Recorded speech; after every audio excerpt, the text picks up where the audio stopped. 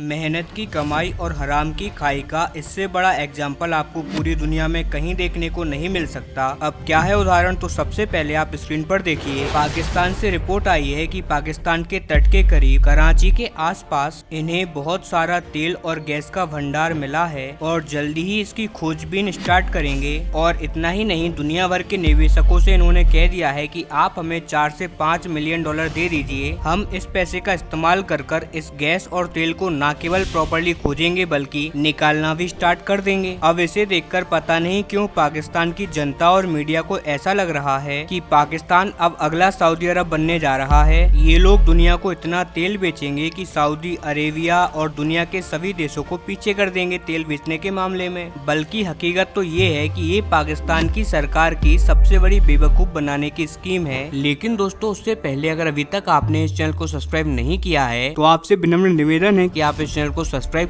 कर notification bell को on कर लीजिए और वीडियो को लाइक कर दीजिए। चलिए हम वीडियो में वापस आते हैं। जब ये आर्थिक संकट में जाते हैं और IMF इनका पैकेज कैंसिल करता है या फिर पैकेज देने से पहले नई शर्तें लगाता है तो इसकी वजह से पाकिस्तान की अर्थव्यवस्था डोलने लगती है और ऐसे में आम जनता को ख्वाब दिखाया जाता है। और ये सब हो रहा है हर 2 साल में। फिर चाहे आप रिकॉर्ड उठाकर देख लीजिए, पाकिस्तान हर 2 साल में, फिर चाहे वो सरकार इमरान खान की हो या फिर शहबाज की, वो कहती आई है कि हमें तेल मिल गया, कभी बलूचिस्तान में तो कभी खैबर पख्तूनख्वा में या फिर कभी कराची के पास, लेकिन इन्हें मिलता कुछ भी नहीं है। इसी के बदले ये दुनिया भर के निवेशकों से हर 2-4 सालों में 4-5 बिलियन डॉलर निकलवा लेते हैं, जिससे किसी भी तरीके से इन्हें अपनी अर्थव्यवस्था पर जो कर्जा चढ़ा हुआ है उसे चुकाने में मदद मिल पाए। और इससे पाकिस्तान की जनता भी खुश हो जाती है कि चलो कुछ ही दिनों की बात है, उसके बाद तो हमारे पास पैसा ही पैसा होगा। लेकिन पाकिस्तान के लोग ये नहीं समझते कि चलो इन्हें तेल मिल भी गया और चलो मान भी लेते हैं कि उतना ही तेल मिल गया जितना कि UAE और सऊदी अरब के पास है, तब भी इनकी कमाई नहीं होगी, क्योंकि जितनी भी इनकी तेल और गैस की कंपनियां हैं, फिर चाहे वो सरकारी हो या प्राइवेट हो, सारी की सारी गिरवी पड़ी हुई हैं UAE और सऊदी की शेखों के पास। सभी कंपनियों में किसी में 60% तो किसी में 70% हिस्सेदारी है इन सऊदी के शेखों की। तो ऐसे में अगर ये लोग 1% भी तेल निकाल लेते हैं ना, तो उसका 70 से 80% तो सऊदी शेख ही ले जाएंगे, वो भी बिना कोई काम किए। अब इनके हिस्से में आएगी 20-25%, जो कि आधी सेना के जनरल खा जाएंगे और आधा जाएगा पॉलिटिशियंस के पास में। ऐसे में पाकिस्तान की आम जनता के हाथ में तो कुछ भी नहीं लगने वाला। लेकिन फिर भी अगर इनको दिन में झूठे सपने देखने हैं तो देखते रहिए, क्योंकि इनके लिए तो कोई उम्मीद बाकी है भी नहीं। लेकिन अब इससे हमें ये बात तो पता चल जाती है कि हराम की खाई क्या होती है। अब हम बात करते हैं मेहनत की कमाई की। आप आपकी स्क्रीन पर देखिए, एक तरफ जहाँ रिपोर्ट आई कि पाकिस्तान को कुवैत का खजाना मिलने वाला है,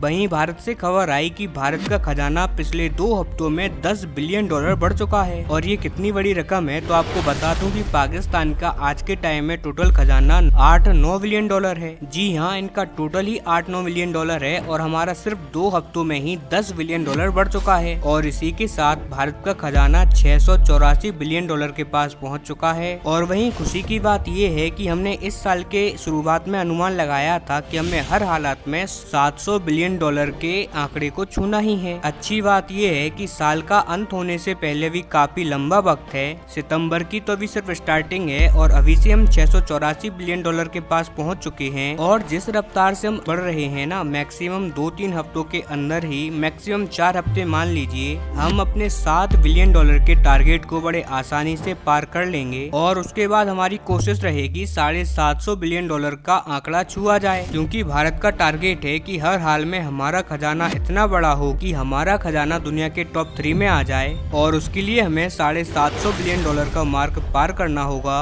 और उसमें भी अच्छी बात यह है कि जिस रफ्तार से हम बढ़ रहे हैं उसके लिए ये आंकड़ा बहुत ही आसान लगता है और हम जल्दी ही इसे पार कर लेंगे। लेकिन अच्छी बात यह है कि भारत ने ये सब पाकिस्तान की तरह लोगों को बेवकूफ बनाकर नहीं किया। हमने ये काम किया है पूरी मेहनत और शिद्दत से।